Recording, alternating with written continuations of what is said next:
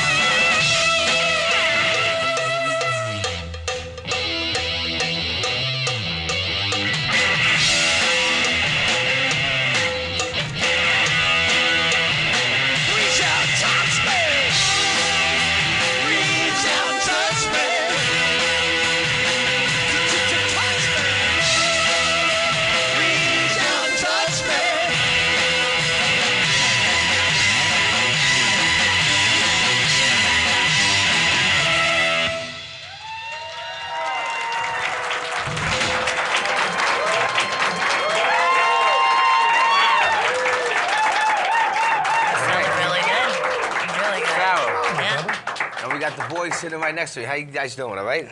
Very Hello, good, Johnny. very good. Hello. What's up, Johnny? What's going on? Sounded great. Why don't you name the band members from left to right? So out there, it's Scott Archer on keyboards, Nelson Pop on drums, Dennis Lords on bass, Rick Fabio guitar, Carl DeKira. All right. Dynamite. There you go. That's what I'm talking about. So now listen, what influenced you guys in the style of music that you actually play?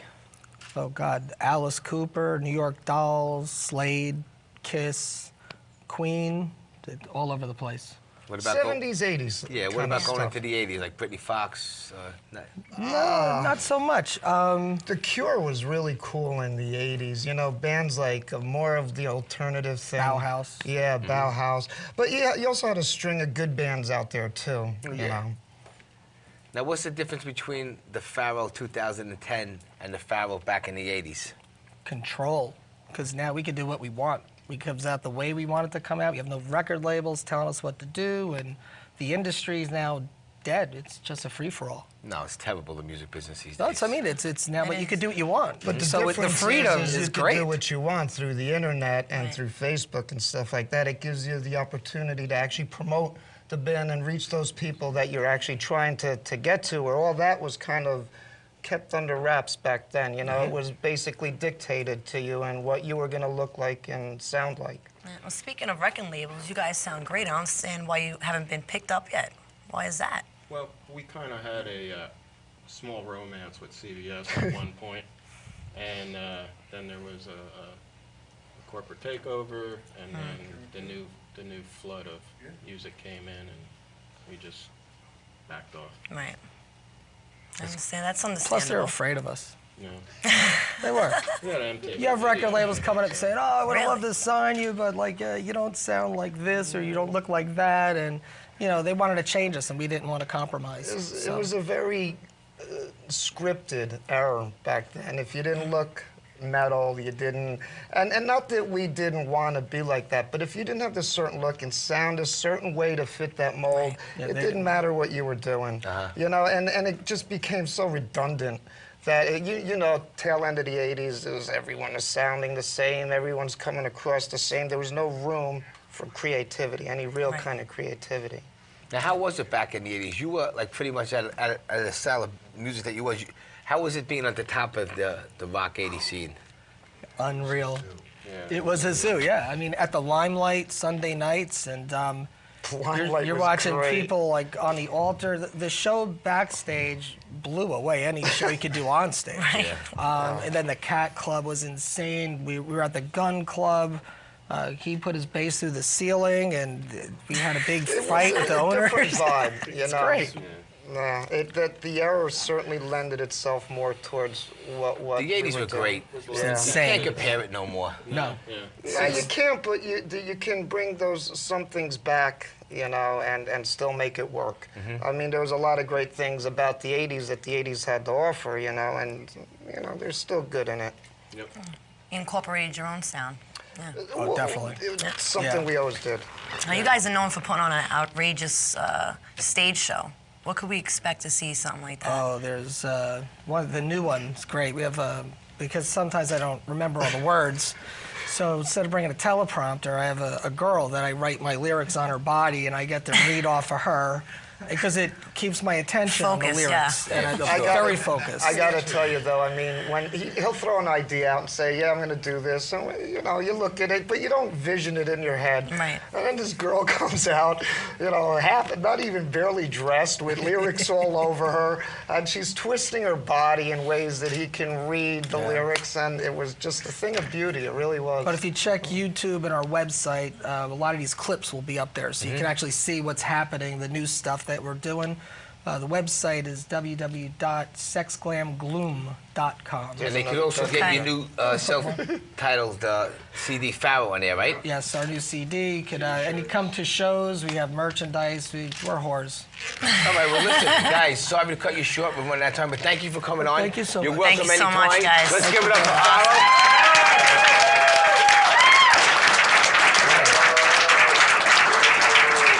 It's about that time again. It is about that time. All right, we're done off the air. No, you guys sit right there. Stay right there. Give me a little more time.